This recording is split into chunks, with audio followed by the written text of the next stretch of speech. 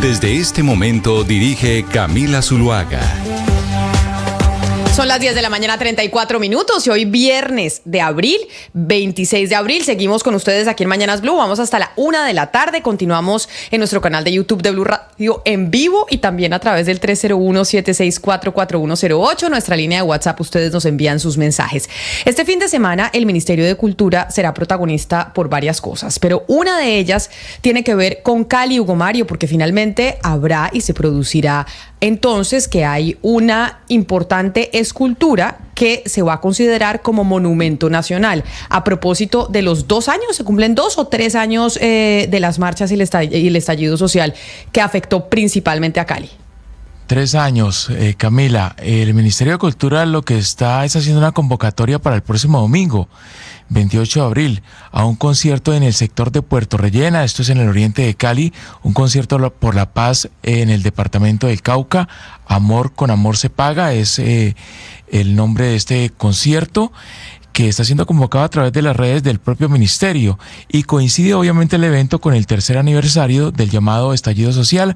Allí en Puerto Rellena, recordemos, Camila, como usted lo recordaba, está la estatua de la Resistencia que se construyó durante el paro nacional del año 2021, y obviamente está generado una cantidad de polémicas porque pues hay quienes se oponen a este tipo de eventos que aseguran lo que hacen es revivir momentos difíciles que vivió la ciudad de Cali por el vandalismo, por los bloqueos y por los saqueos que se produjeron también en torno a estas jornadas de manifestaciones y protestas. Así que hay pues en Cali mucha expectativa por lo que pase el domingo y por el anuncio que hizo el propio presidente Petro, la solicitud que hizo el propio presidente Petro ya hace algunos días, cuando desde Cali le pidió al Ministerio de Cultura que esa estatua de la Resistencia fuera declarada como monumento, como patrimonio cultural de la nación, Camila.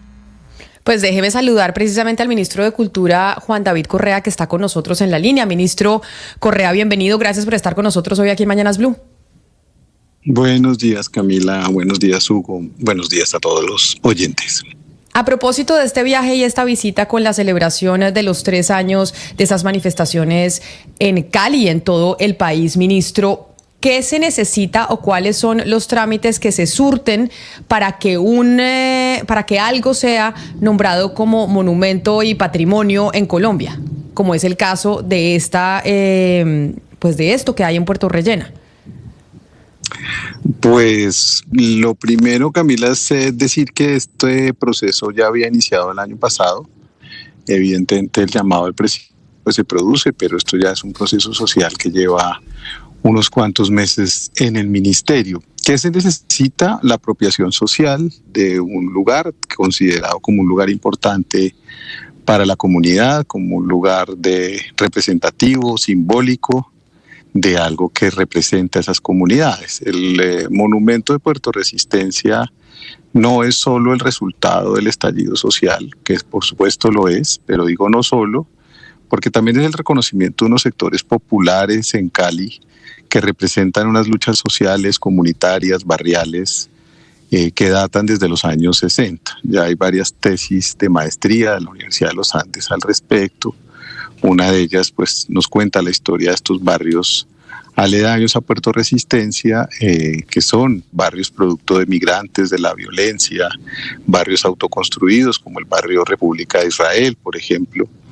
Y ese proceso social, ese proceso de autoconstrucción, de cultura local, de cuidado, desemboca por supuesto en movimientos sociales que van a ser el resultado de estos jóvenes que se organizan hace 3 años y protagonizan el estallido social que tuvo lugar en muchos lugares de Colombia. Ministro, entre varias de las razones por las que la cultura es muy importante es precisamente porque permite, darle valor, darle relevancia, avalar estos procesos sociales para que queden como avalados en un símbolo como este. Pero también, y no sé si usted está de acuerdo conmigo o no, deben servir para pues generar unos procesos de entendimiento social que nos permita superar problemáticas. Con este caso de este monumento, pues usted habrá oído que hay unas voces que lo consideran es como un aval a la protesta violenta, a cosas que algún sector de la sociedad no comparte que sucedieron durante el estallido social. ¿De qué manera el Ministerio de Cultura, si es consciente de esto, va a generar otros procesos para que no se convierta este símbolo en un motivo de más polarización? Es precisamente el papel que quiere quien me habló, perdón, para saludar bien. Bueno, hola a quien me hizo la pregunta. Es precisamente el papel que quiere jugar la cultura. Ministro, le preguntaba a Claudia Palacios, es que no le habían abierto el micrófono. Hola, disculpa. Hola Claudia, ¿cómo estás? Es precisamente, Claudia, ese el papel que quiere jugar el Ministerio de la Cultura, entre tantas otras cosas que estamos haciendo hoy en el país. Y es realmente utilizar los símbolos y ponerlos en tensión para que haya conversaciones alrededor de ellos, informadas, pacíficas, porque si entramos en el territorio de cuál símbolo le sirve a qué parte de la sociedad, por ese camino nos tocaría empezar a tumbar todos los símbolos que tenemos, porque hay partes de la sociedad que no están de acuerdo con los símbolos hispánicos, por ejemplo, con los símbolos republicanos en otros casos. Entonces aquí lo que tenemos que entender es que los símbolos son construcciones de cada época, de que son producto de las tensiones de cada época y de que podemos contestarlos, controvertirlos, no estar de acuerdo, por supuesto, con ellos, pero en todo caso conversar alrededor de ellos. Si la sociedad es la que se polariza pretendiendo que haya símbolos totales, no lo vamos a conseguir. ¿Cuáles son los grandes símbolos totales de nuestra nacionalidad? Pues probablemente el himno nacional, no hay muchos en donde todos los colombianos estemos de acuerdo. Nosotros lo que creemos como ministerio es que precisamente hay que abrir la discusión para cuáles son esos símbolos que hemos olvidado. En ese sentido es que queremos producir la conversación.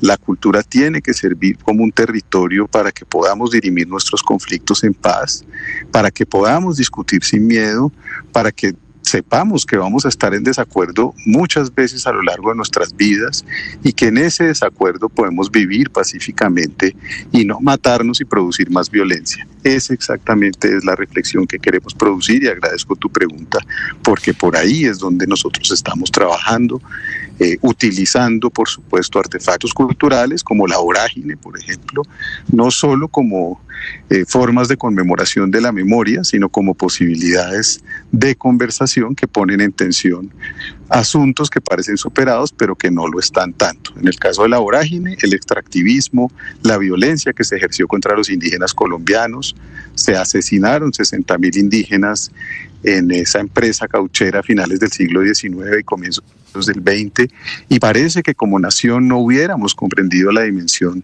de ese holocausto. Un objeto cultural, un artefacto cultural como la vorágine nos sirve entonces para conversar de eso sin producir más violencia, sino para que tomemos conciencia de lo que hemos sido como sociedad, de las tensiones que se han producido y ojalá de la superación de una violencia que yo creo que nos tiene hartos a todos y a todas como colombianos.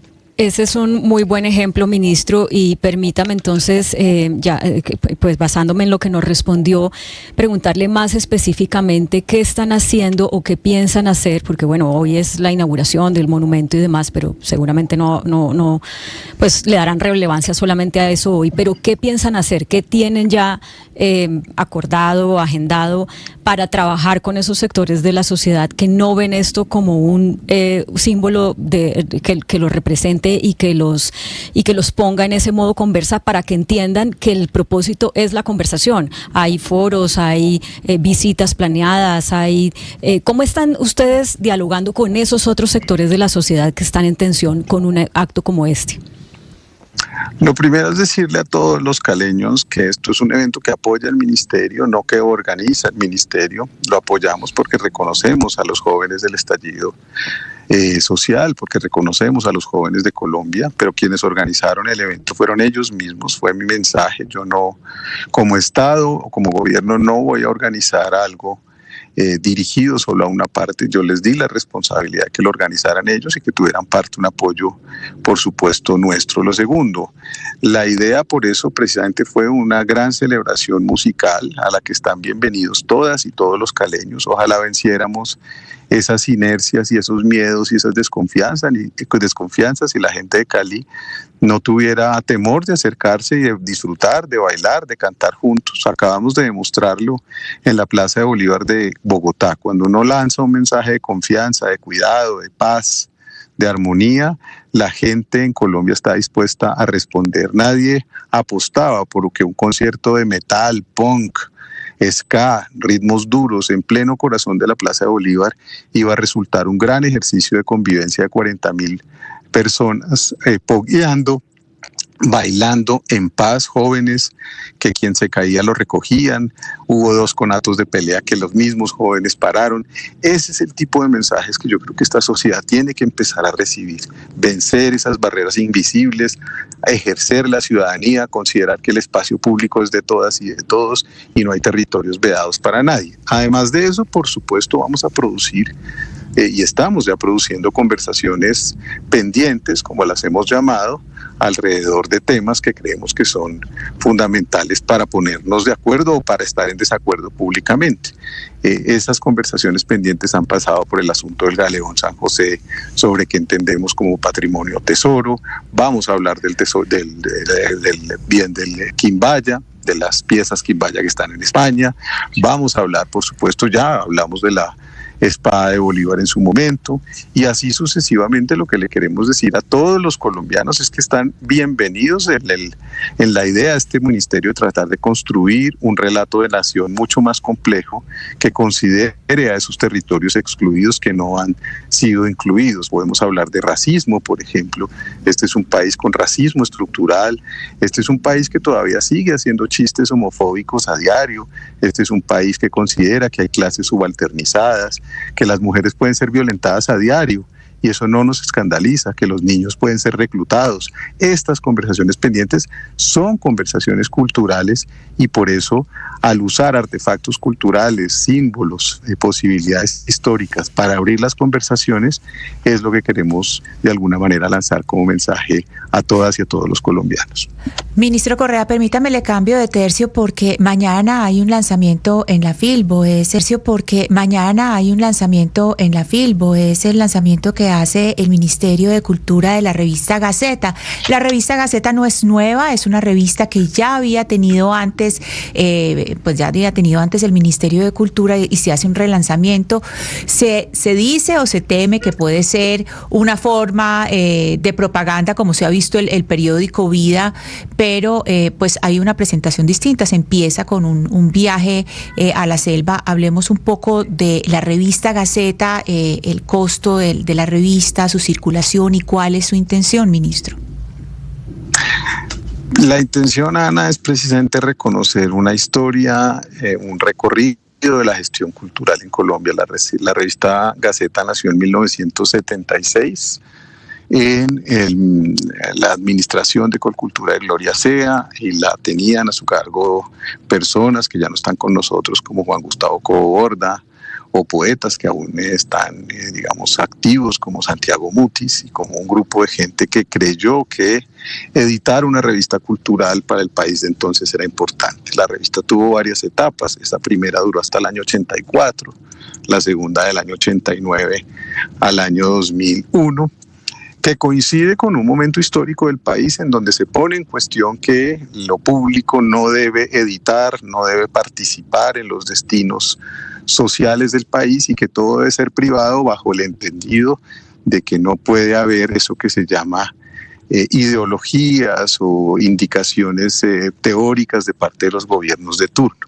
Nosotros hemos concebido la tercera etapa de Gaceta, como lo expreso en el extenso editorial que escribí para su primer número de esta tercera etapa, que esta es una revista cultural con vocación de debate público, como lo fueron las anteriores, con vocación de incluir las voces diversas de este país de pesos de inversión, obviamente en escritura, en impresión, en diseño, en distribución, Y lo que queremos crear y dejar, porque no es simplemente crear para nosotros, dejarle al país es un ejercicio de periodismo cultural, de debate. La cultura es incómoda, la cultura cuando se vuelve oficial se vuelve propaganda. Y yo, pues evidentemente vengo de los sectores de gestión cultural del país y lo último que haría sería una revista para hacer propaganda. Lo que quiero precisamente es que esas conversaciones de las que hablábamos antes tengan lugar allí, tengan un medio en donde se hablen de estas cosas y nos incomodemos un poco. Yo creo que es el momento de que esta sociedad se incomode, de que pierda los miedos, de que le pierda miedo a hablar, de que no tengamos estas tensiones en donde todo se expresa con demasiada agresividad y violencia. Gracias, ministro. Ojalá ese objetivo que tiene usted con la revista se logre, ese objetivo con el Monumento de Puerto Resistencia también se logre y en esos espacios se le dé representatividad a esos otros sectores que tal vez no están de acuerdo y que también buscarán, por ejemplo, en la revista Gaceta, poder aparecer, que aparezcan todos los sectores para generar ese diálogo tan necesario, como usted lo dice, en nuestro país en estos momentos. Le agradezco enormemente que nos haya atendido el día de hoy y mucha suerte con estos eventos, tanto en la Feria del Libro como en Cali. Un feliz día para usted. Gracias, Camila, Claudia, Ana, y por favor a todos los caleños, anímense, va a haber grupos fantásticos, la Pacifican Power, va a estar la Orquesta La 16, va a estar Belandia, vayan, bailen, estemos juntos, no pasa nada, estemos juntos y venzamos la desconfianza en este país. Camila, y en otras más como UCLA e incluso la Universidad de Texas, es que las universidades dejen de tener de alguna otra forma ese apoyo económico del lobby israelí o judío dentro de la casa de estudio. También han exigido el alto al fuego por parte de Israel en la Franja de Gaza y el alto del apoyo del gobierno estadounidense a lo que muchos consideran como un genocidio. Por eso hasta ahora vámonos para Colombia, porque hay en este momento allá en el epicentro de la noticia nos acompaña el profesor de la City University de Nueva York, el activista además Danny Shaw. Profesor Shaw, gracias por acompañarnos hasta ahora desde Nueva York. Saludos desde el otro Colombia, la Universidad de Colombia, donde estamos acampados cientos de estudiantes y nosotros los profesores que seguimos oponiéndonos a este vil genocidio del pueblo indígena de Palestina. Ya hoy van 10 días con muchas amenazas de helicópteros de la policía hasta de la Guardia Nacional que nos quieren sacar de aquí. Profesor, yo quisiera preguntarle exactamente ya, usted como protagonista del activismo, de las protestas, ¿cuáles son las exigencias que ustedes le están exigiendo, valga la redundancia, a las autoridades de las universidades, en este caso de Columbia? La Universidad de Columbia y Harvard y Brown, todas esas grandes universidades están estrechamente vinculados con el sionismo, con Israel. Hemos sido testigos ya por 203 días de un holocausto de la vida humana. Entonces la dirigencia estudiantil, los voceros de tantos. El profesor Danny Shaw, que nos atiende, está en el campus de la Universidad de Columbia, en donde se ven los estudiantes con las carpas ahí manifestando, y esto está pasando en otras universidades como Yale y como Brown. Sin embargo, profesor, uno de los reclamos que hay de otros estudiantes también de estas comunidades universitarias es que dentro de los reclamos que se hacen frente a lo que está pasando en el conflicto en Medio Oriente, en ningún momento se menciona que haya una liberación de los rehenes que tiene Hamás todavía en su poder. Esto por decir un punto de discordia que hay entre posiciones distintas en torno a la situación en la Franja de Gaza. ¿Por qué eso no se menciona? ¿Por qué dentro de los requisitos que ustedes hacen en pro de los derechos humanos no se pide también que haya una liberación de los rehenes que tiene Hamás? Queremos liberación para todo el mundo, pero estamos hablando de una cuestión no religiosa, sino una cuestión colonial, que Palestina por 76 años ya han sufrido limpieza étnica, apartheid, genocidio. Yo como historiador de eso yo escribo y hago todas las investigaciones. Entonces, claro, entendemos todo lo que ha pasado en los últimos 202 días dentro de este contexto de un pueblo ocupado, colonizado, humillado y ya frente a un genocidio. Claro, han llevado a cabo hechos desesperantes. Y yo no estoy aquí para justificar nada porque yo no estoy allá enfrentando ese nivel de hambre, deshidratación, el bombardeo constante. Ya han dejado caer bombas estadounidenses encima de Gaza, ya vitales, que muchísimos están muertos. Ya van por encima de 150 apoyadores de las Naciones Unidas, los llamados trabajadores de aid. Ellos han sido asesinados también son de Hamas. O sea, según Israel, cada periodista, cada palestino, cada niño, cada abuela es un terrorista. Nosotros no comemos ese cuento, nosotros no creemos en el genocidio, creemos en la igualdad y la dignidad humana. La otra gran mentira es que nosotros estamos aquí porque somos antisemitas. Es una mentira muy, muy peligrosa. Nos quieren atacar, nos quieren encarcelar. ¿Y cuál es nuestro crimen? Que defendemos a la paz. Pero profesor Scholz, eso que usted acaba de decir me parece importante, porque la razón por la cual estamos viendo estas situaciones tan tensas en las universidades más prestigiosas de los Estados Unidos, como la Universidad de Columbia, es que el hecho de que ustedes estén ahí manifestándose se considera como antisemitismo. El hecho de que haya ese grupo de estudiantes y profesores del que usted hace parte, los quieren levantar del campus universitario y la protesta por cuenta de que piensan que eso simplemente es considerado antisemita. Esa es la campaña propagandística contra nosotros. Yo he sido profesor universitario de estudios latinoamericanos y caribeños por 18 años. El mes pasado me despidieron acusándome de... y caribeños por 18 años. El mes pasado me despidieron acusándome de tener un discurso antijudío, antisemita. No tiene nada que ver con eso, Camila. Tiene que ver con un genocidio. Y la prensa no quiere revelar de verdad lo que está pasando. No se trata de una guerra, se trata de una guerra asimétrica entre un... ¿Es el lobby pro-Israel del que le hablo? Sí, es una muy buena pregunta. Y atrás de mí está Alexandria Ocasio-Cortez, están otras congresistas que llegan. Ayer aquí en la escalera llegó Mike Johnson, un republicano, y llegó supuestamente haciendo una campaña contra el antisemitismo, ni siquiera mencionó a Gaza. Pues eso es la propaganda de ellos. Bueno, en las universidades, aquí hay un dicho, progresista, a menos que mencionas a Palestina. O sea, aquí podemos criticar al gobierno gringo allá en Afganistán, en Irak, en Libia, podemos criticar hasta un cierto punto, pero al mencionar a Palestina, al mencionar a los indígenas de la tierra palestina, en cualquier momento estamos jugando con nuestros trabajos, estamos arriesgando todo, y eso fue lo que me ha pasado a mí. Discúlpeme que BBC me está llamando, entonces voy a tener que dejar la llamada, pero estamos en contacto. Danny Shaw, le agradezco enormemente que nos haya atendido. Entiendo que tenía otra comunicación y otra entrevista con un medio pactada desde antes. Vamos a ver si podemos volver a comunicarnos con usted. Gracias, pero eso que estábamos viendo, mil gracias por atendernos, un saludo especial. Eso que estábamos viendo. Un saludo, gracias.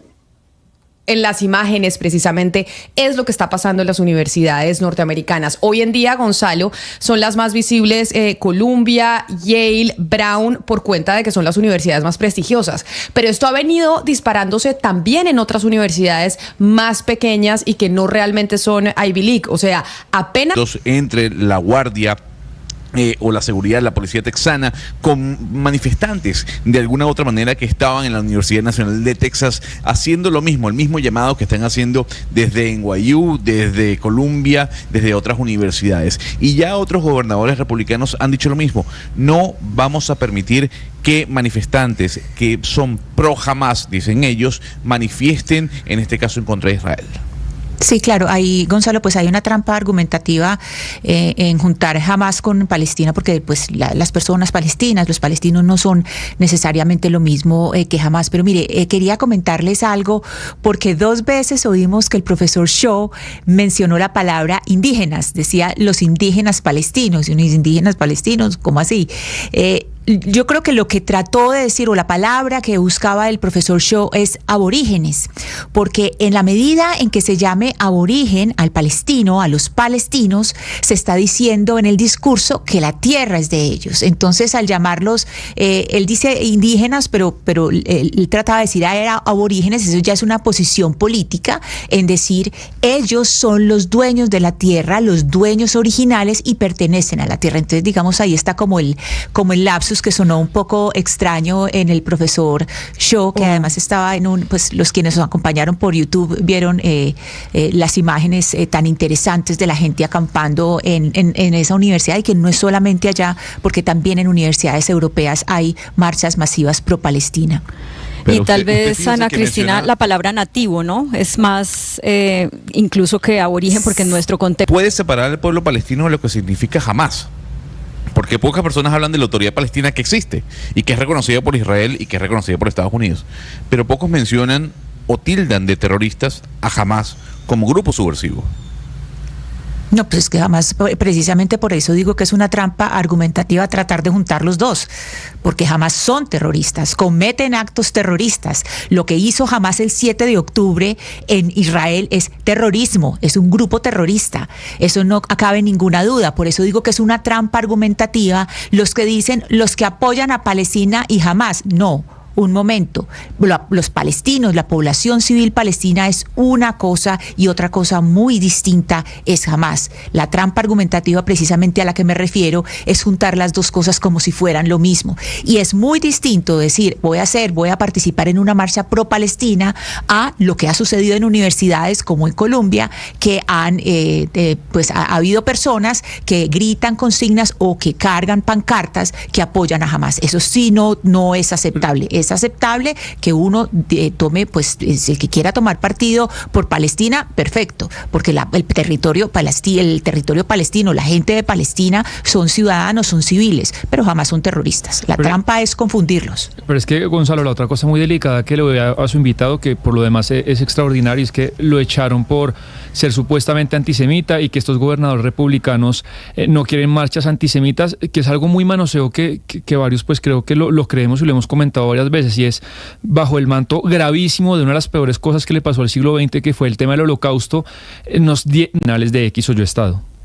Estas manifestaciones en las universidades norteamericanas, hay quienes dicen pues que obviamente obedecen a un descontento sobre lo que está sucediendo en estos momentos en la Franja de Gaza, que hay unanimidad en el mundo, eso sí creo que hay unanimidad en que ahí está pasando algo completamente inhumano, porque las imágenes que vemos constantemente de niños, de mujeres muertas, familias separadas, una situación muy compleja que se está viviendo en la Franja de Gaza, también viene de una generación como estos universitarios que están en estas universidades, que veíamos a través de nuestro canal de YouTube de Blue Radio en vivo, universitarios que fueron marcados por la pandemia.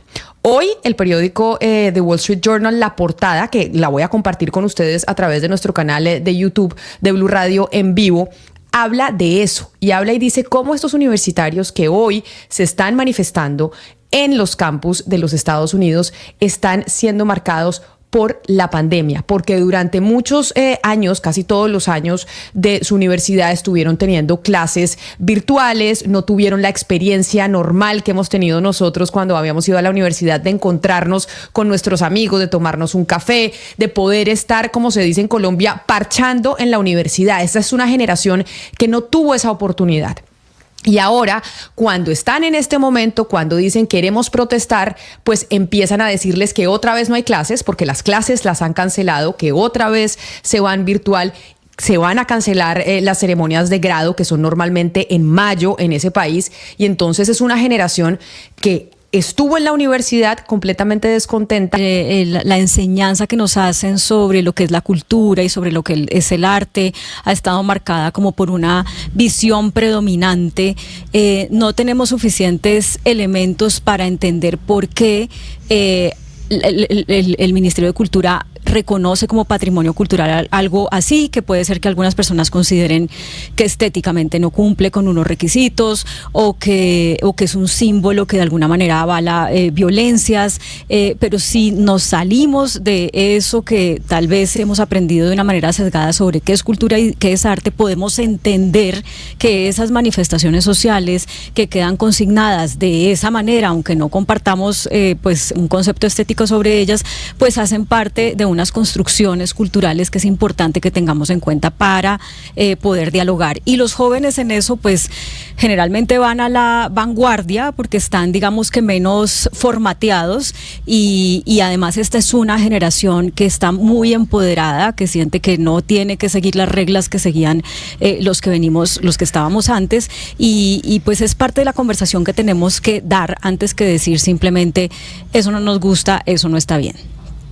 Claudia, permítame retornar un poco al punto donde estábamos hablando de cómo la pandemia formó a estos jóvenes, y no es solamente eso de que no les tocó parchar en la universidad como nos tocó a todos cuando entrábamos de primíparos, sino que imagínense el panorama para los estudiantes judíos que entraron de primíparos a las universidades.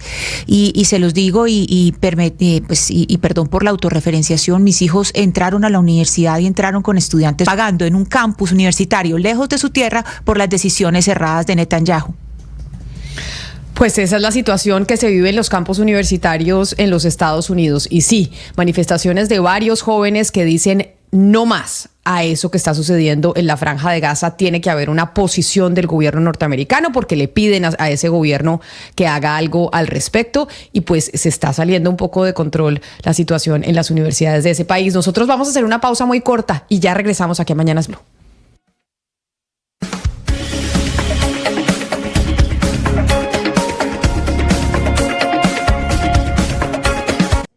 A todos ustedes, los amigos que están con nosotros en Blue Radio, aquí en nuestro canal de YouTube, quiero invitarlos al lanzamiento del libro El Man está vivo y está contigo, en la Feria Internacional del Libro de Bogotá. Va a ser el 28 de abril, a partir de las 2:30 de la tarde, en el Auditorio José Asunción Silva. Allí estaré compartiendo, conversando con ustedes y firmando los libros. Oye, los espero entonces en el lanzamiento de nuestro texto. Y recuerden que siempre estamos en Blue, porque en Blue la radio se ve.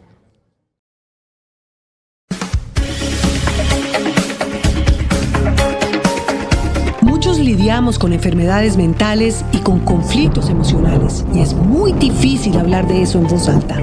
Soy María Elvira Arango y los invito a escuchar Qué Locura, historias reales de lo que no se habla, con testimonios conmovedores y con expertos y especialistas. Escúchenos, este es un lugar seguro. Este podcast es impulsado por porquequieroestarbien.com, el programa de salud mental.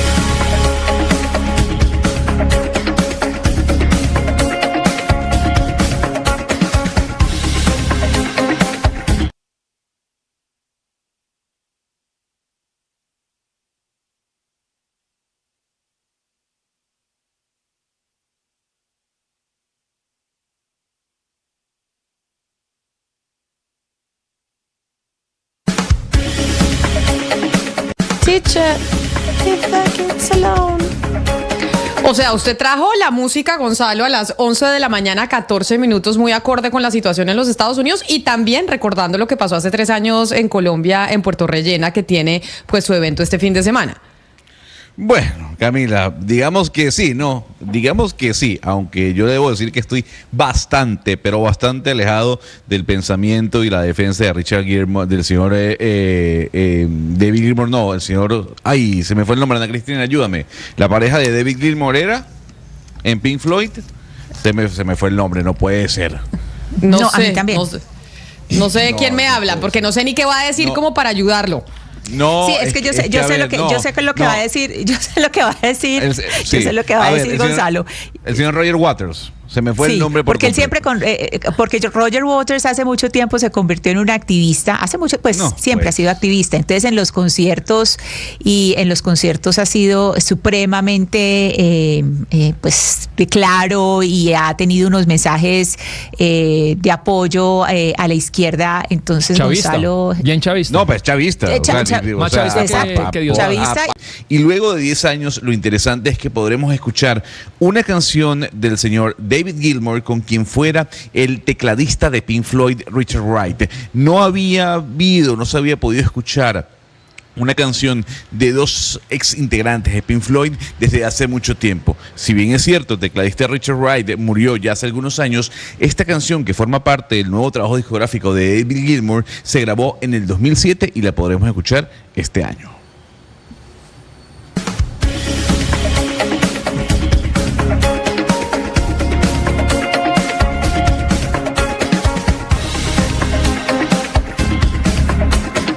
Pues noticias de la música y de lo que está pasando en el mundo, pero como este fin de semana tenemos fiesta del libro, estamos celebrando en Bogotá y les damos la bienvenida a todos los que quieran venir a la capital, acompañarnos en esta fiesta tan bonita que es la más importante de Colombia en términos de literatura y de cultura. Y por eso, como todos los viernes, pues Ana Cristina nos trae un libro recomendado en esta sección de qué leer el fin de semana. Explorar, imaginar, descubrir, estar solos, aprender, cuestionar, oír tu voz interna, entender y entenderte, viajar, compartir, estar acompañados, ser felices. Ok. Tantas palabras definen la alegría de leer. En Mañanas Blue 10 AM, este es un libro que te va a gustar.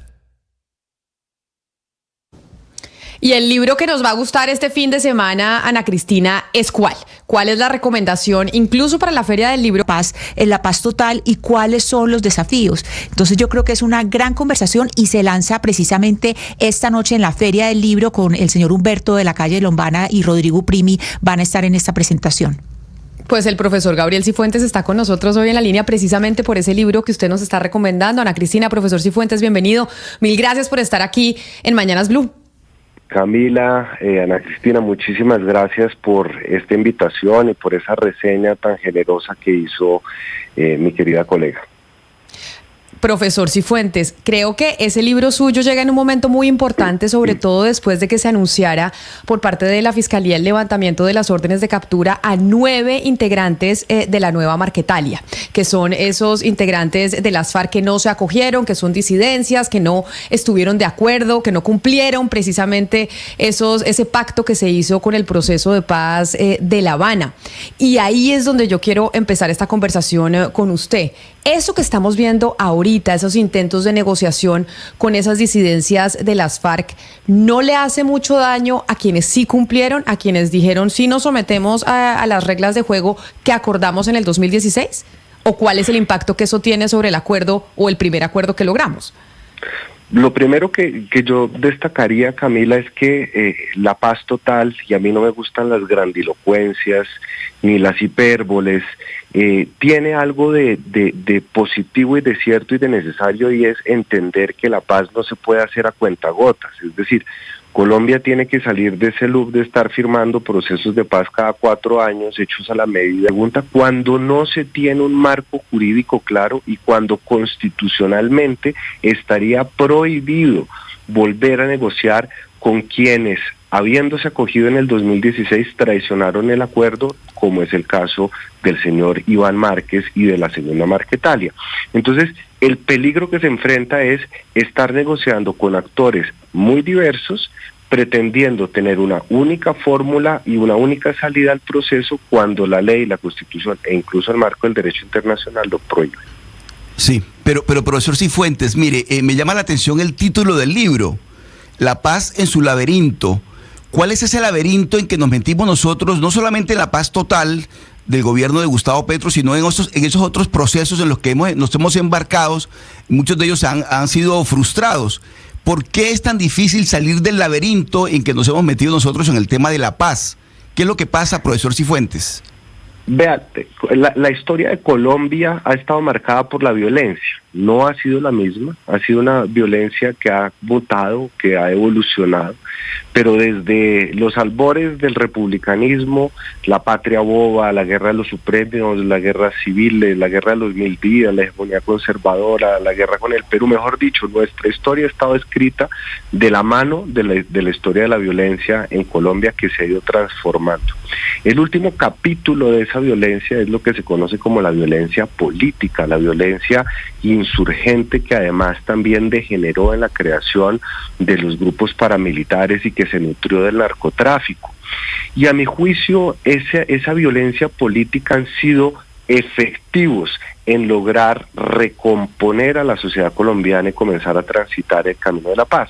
En el 2016, ¿qué se hizo? En el 2016, por una coyuntura de táctica militar muy significativa, por la situación que estaba viviendo el país, por el talante del gobierno que llegó, se firmó un acuerdo que recogió los éxitos y los fracasos de 40 años de negociaciones, en donde, si se lee la letra menuda de un acuerdo que, entre otras cosas, hay que decirlo, el 99% de la ciudadanía no se lo ha leído y por ende tiene opiniones más viscerales que estructurales, se puede entender que los 6 puntos ahí acordados no responden ni nada más ni nada menos a encontrarle solución a las causas de la violencia: el acceso a la tierra, la falta de participación política, las condiciones de seguridad en los territorios, la necesidad del reconocimiento de las víctimas, en fin.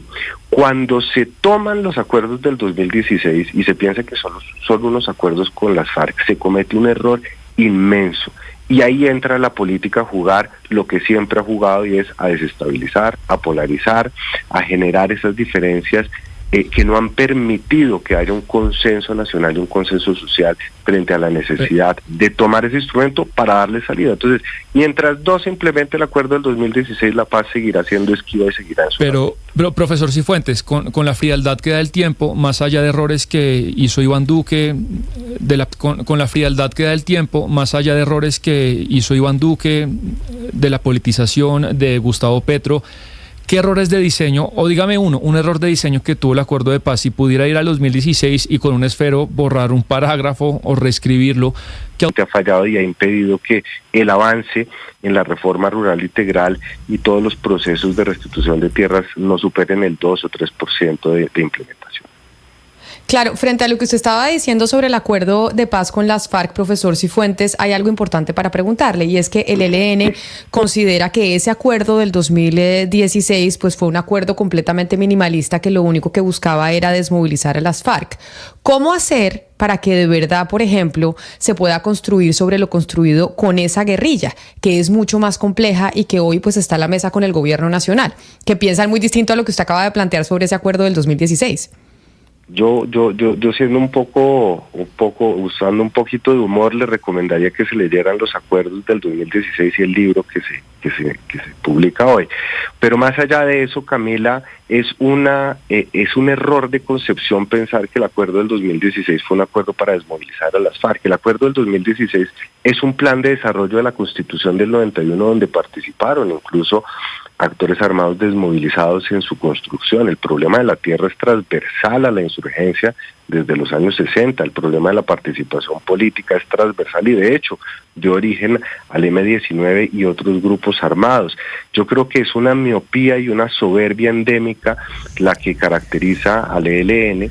Y creo también, aprovecho, Camila, para señalar que es un absoluto error que se estén adelantando diálogos de legitimación política de un actor que ni siquiera contempla o ha señalado que no contempla la dejación de las armas. Eso creo que va a ser un error fundamental de este proceso. ¿Qué le rezamos en cada paso que se adelanta en este proceso? Primero, Ana Cristina, Gabriela Secas, nada de doctor, nada de nada, Gabriela Secas.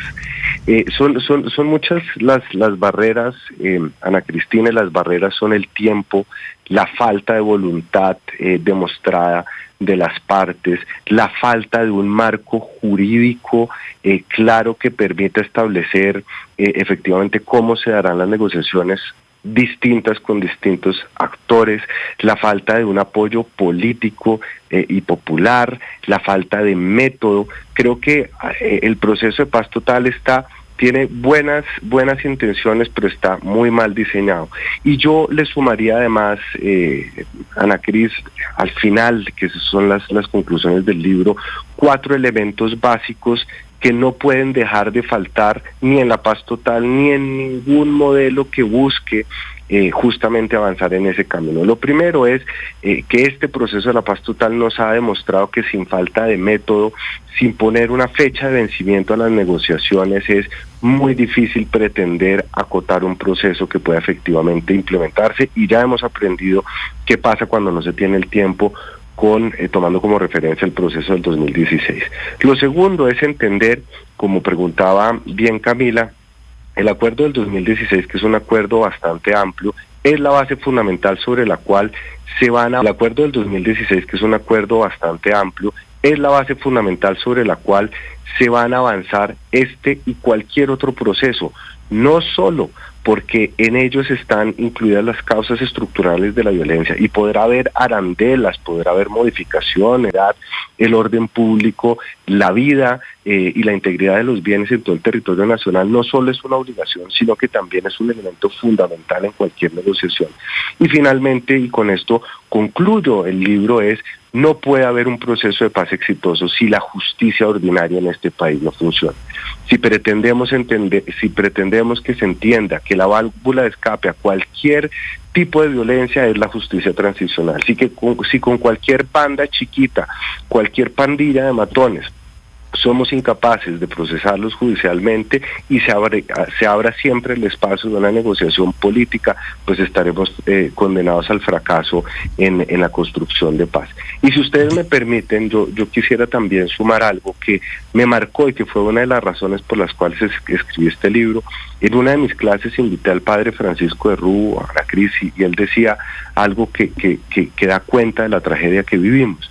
Y decía, si en Colombia nosotros tuviéramos que guardar un minuto de silencio por cada víctima, deberíamos quedarnos callados 16 años. Esa es la dimensión de la tragedia, esa es la dimensión del problema que tenemos en ciernes, y es por eso que se requiere seriedad, se requiere abandonar las mezquindades y despolitizar lo que debería ser una política de Estado, pensando en las próximas generaciones y no en las elecciones que sean cada 4 años. Dicho eso, Gabriel, ¿cómo cree usted se podría resolver este problema de la violencia en Colombia? Con unos grupos armados que hoy, según le hemos entendido, no tienen voluntad, no quieren entregar las armas, no quieren desmovilizarse. ¿Qué va a pasar después de este intento de paz total del gobierno Petro?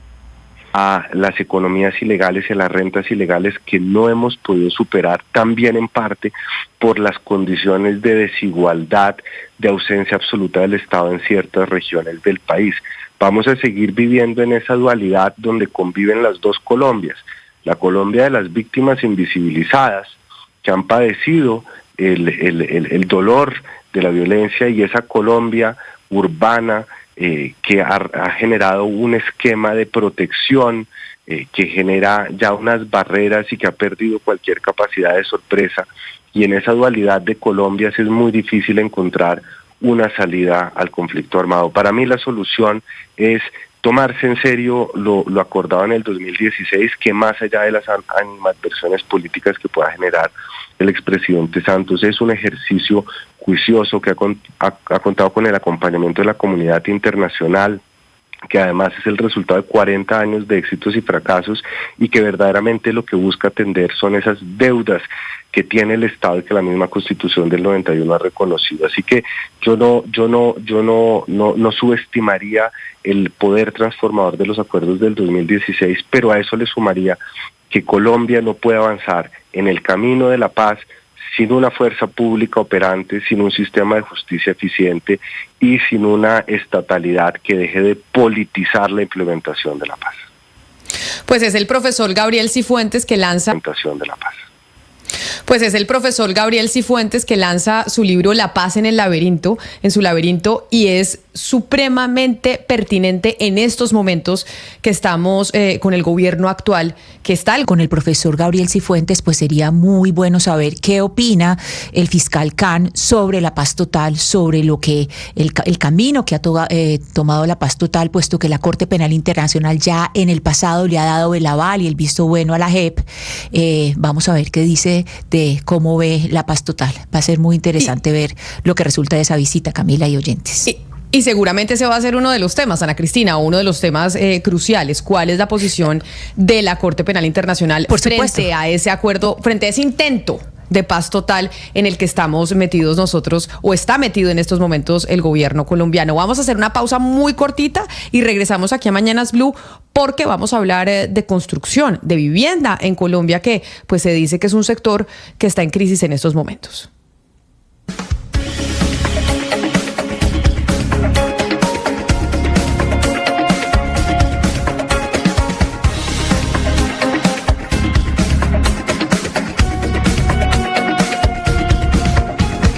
Atención, hay una noticia urgente. Señoras y señores. Tendencia a nivel global. Bienvenida, mil gracias por estar con nosotros hoy aquí en Blue Radio. Usted enfermo por el fútbol y los compañeros de seminario en retiros. Rezando rosario y yo.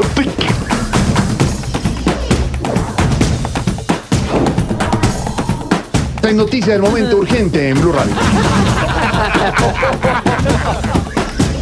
Blue, más que radio.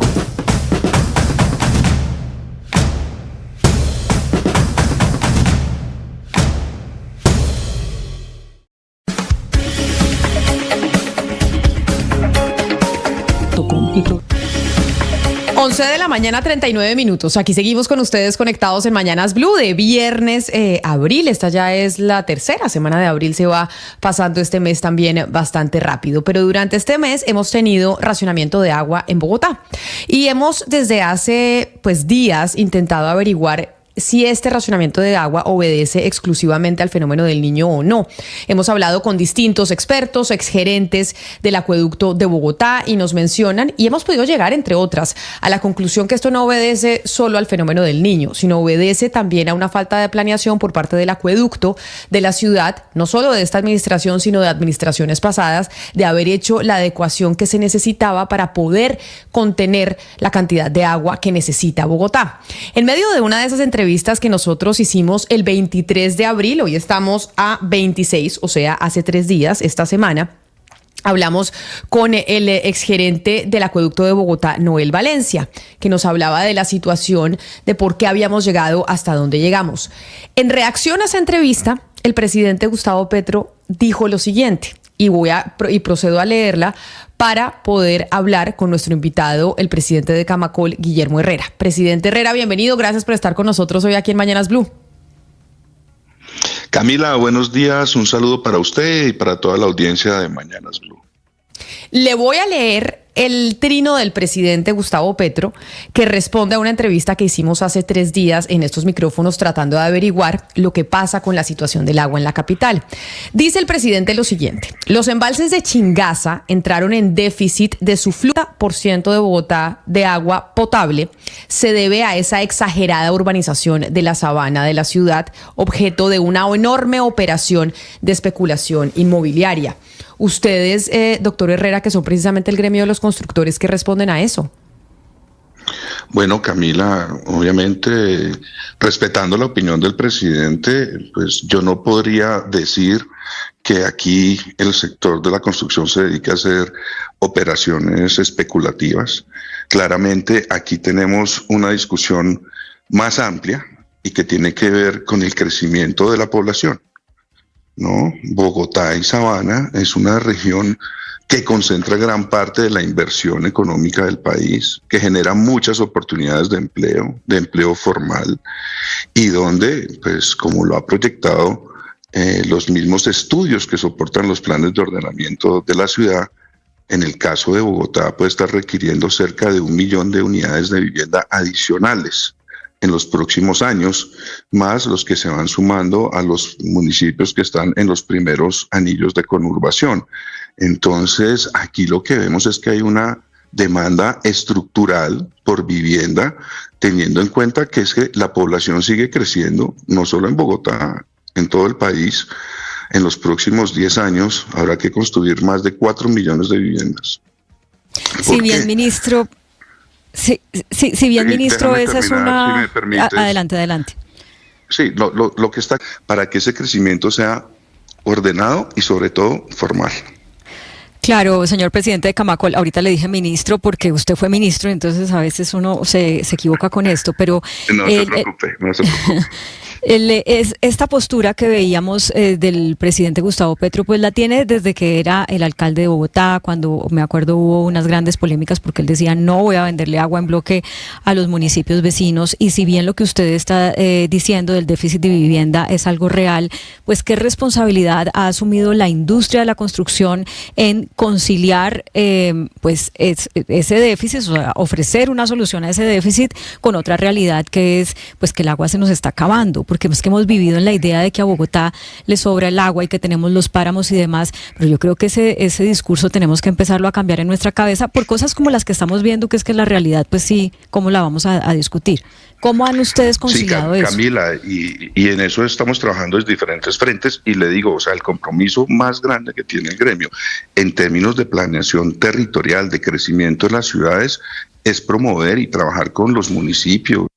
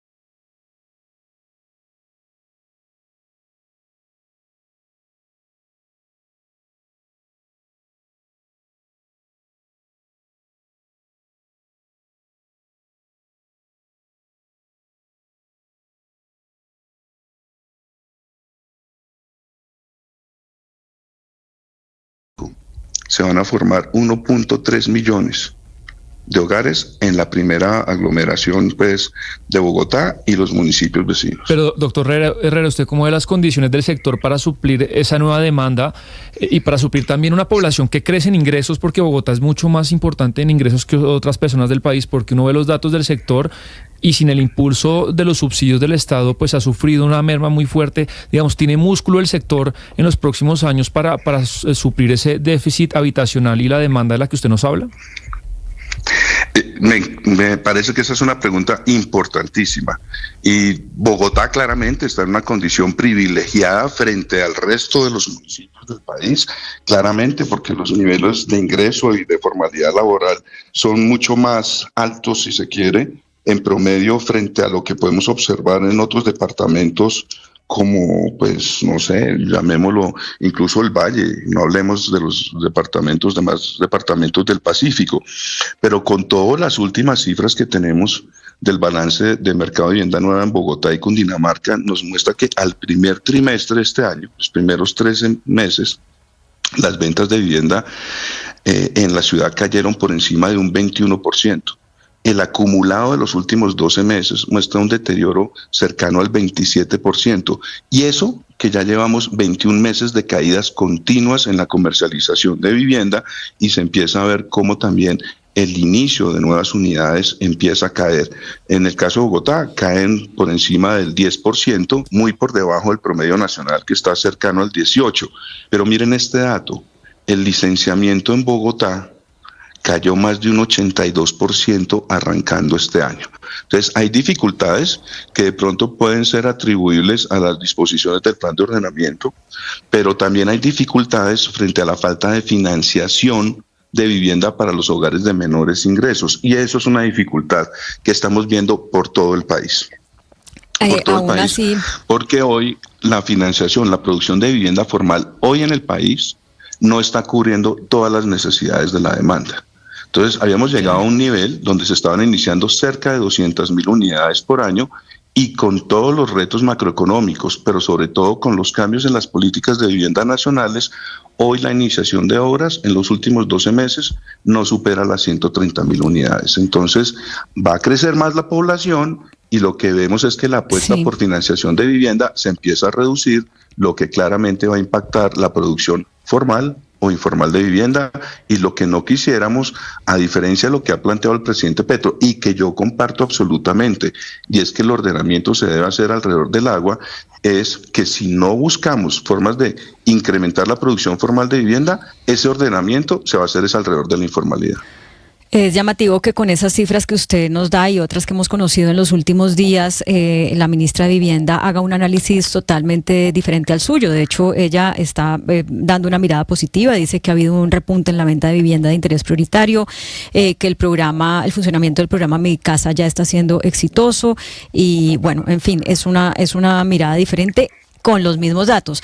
Pero señor presidente Camacol, yo quiero volver al tema de la sostenibilidad. Ustedes van a tener prontamente este encuentro anual que hacen, que es Construcción Verde o Camacol Verde, y usted decía que ya un buen porcentaje de las soluciones de vivienda son sostenibles, pero ¿de qué estamos hablando cuando hablamos de sostenibilidad? Porque en este programa, antes de que empezara esta crisis del agua, estamos diciendo, bueno, porque uno no puede comprar un apartamento o adecuar el apartamento que tiene para que las aguas grises, por ejemplo, que salen de la ducha, uno las pueda usar en el vaciado de los baños, porque no existe ese diseño arquitectónico pagable para que la gente pueda ahorrar en donde más estamos consumiendo. Lo ha dicho la administración distrital, nos gastamos como el 80%, de pronto me equivoco en la cifra, pero solamente en el aseo personal.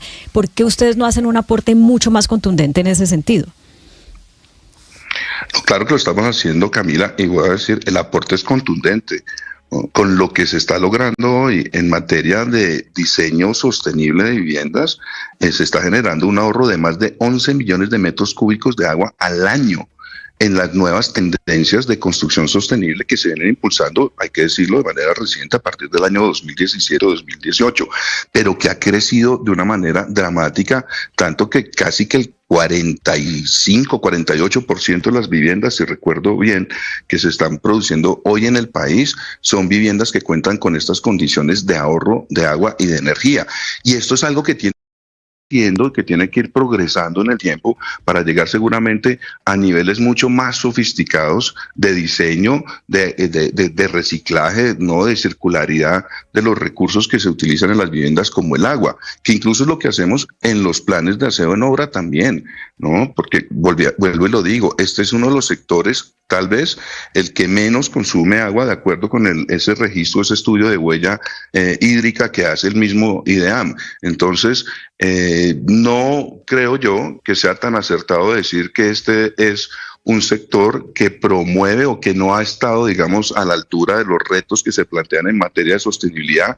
Tanto es así que lo que hemos revisado incluso con el Banco Mundial es que en la meta de reducción de gases de efecto invernadero que tiene el país, que es de una reducción de cerca de 100.000 toneladas de CO2, creo que esa meta es para el año 2026, 2027. Esa meta la vamos a estar cumpliendo en Colombia en el sector de edificaciones para el año 2025. Entonces, sí se ha avanzado mucho.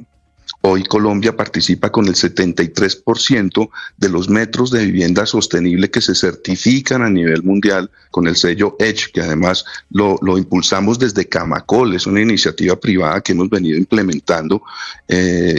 Colombia tiene una participación importantísima, lidera en todo esto a América Latina, y sin duda todos estos movimientos, ¿no? Digamos, todas estas inquietudes que empieza a recoger el mercado, nos van a llevar a sofisticar cada vez más y a mejorar los diseños de la vivienda.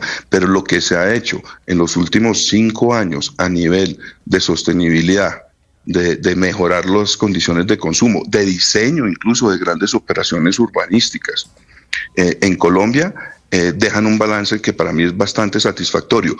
¿Qué falta? Mejorar como se ha planteado y revisar las condiciones de la planeación territorial, Eso es importante, en eso hay que trabajar desde las autoridades municipales, distritales.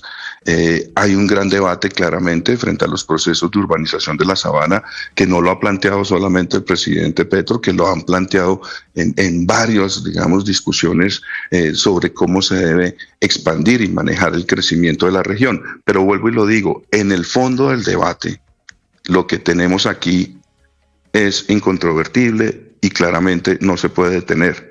Y es que la población va a seguir creciendo, la población va a seguir demandando vivienda. El 80% de esa población que crece va a demandar vivienda de interés social.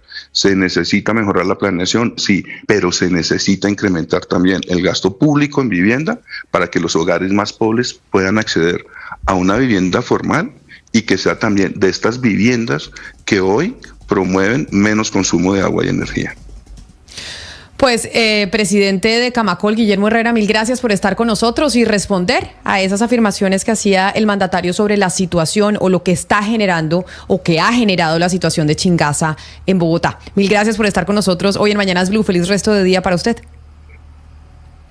A usted, Camila, también gracias por la oportunidad de contarle a los colombianos y un buen día para todos ustedes. Nos vamos con las noticias del mediodía para actualizarlo a usted de lo que está pasando en Colombia y en el mundo.